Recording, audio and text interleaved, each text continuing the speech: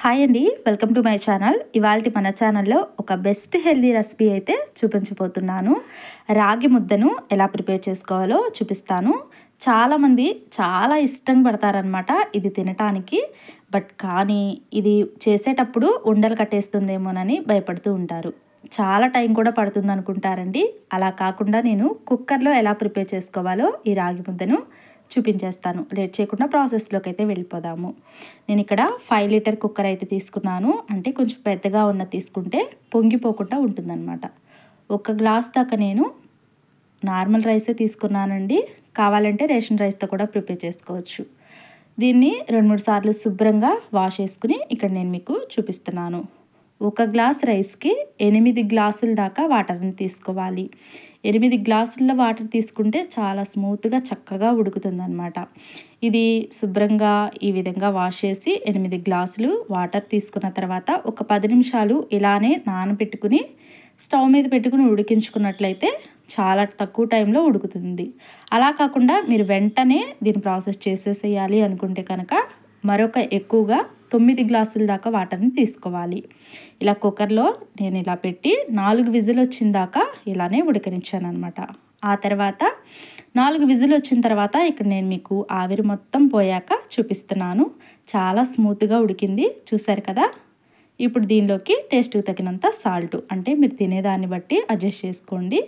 ఏ గ్లాస్తో అయితే రైస్ తీసుకున్నానో అదేవిధంగా అదే గ్లాస్తో 1 గ్లాస్ దాకా నేను రాగి పిండిని అయితే తీసుకుంటున్నాను.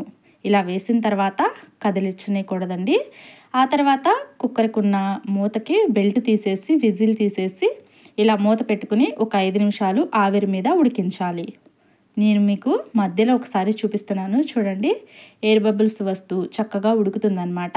ఆ తర్వాత ఇంకా 3 నిమిషాలు మొత్తం కలిపి ఒక 5 నిమిషాలు ఇదే విధంగా ఉడికించాలి. ఒక 5 నిమిషాల తర్వాత మూత ఓపెన్ చేసి గరిటెతోటి ఈక్వల్గా చక్కగా కలుపుకోవాలి. మొత్తం కలిసేలాగా కలుపుకోవాలండి. ఇది కలిపే విధానాన్ని బట్టే రాగి ముద్ద టేస్ట్ అనేది చాలా బాగుంటుందన్నమాట. ఎక్కడ ఆపకుండా చక్కగా స్మూత్గా మొత్తం రైస్లోకి కలిసిపోయేంత వరకు నిదానంగా ఇదే విధంగా కలిపేసుకోవాలి. ఉండలేమి కట్టదండి. ఇలానే కలుపుతూ ఉంటే ప్రాసెస్ చక్కగా నీట్గా కలిసిపోతుందన్నమాట. ఆ తర్వాత ఇది మొత్తం కలిసిపోయిన తర్వాత ఇందులోనికి 1 టేబుల్ స్పూన్ దాకా నెయ్యినైతే యాడ్ చేసుకుంటున్నాను. మీకు ఇష్టం లేకపోతే స్కిప్ చేసేయచ్చు. బట్ ఇలా వేసుకుంటే కనుక చాలా సాఫ్ట్గా మంచి స్మెల్తో చాలా బాగుంటుందన్నమాట. సో ఇదంతా ఇలా కలిపేసేసుకోండి.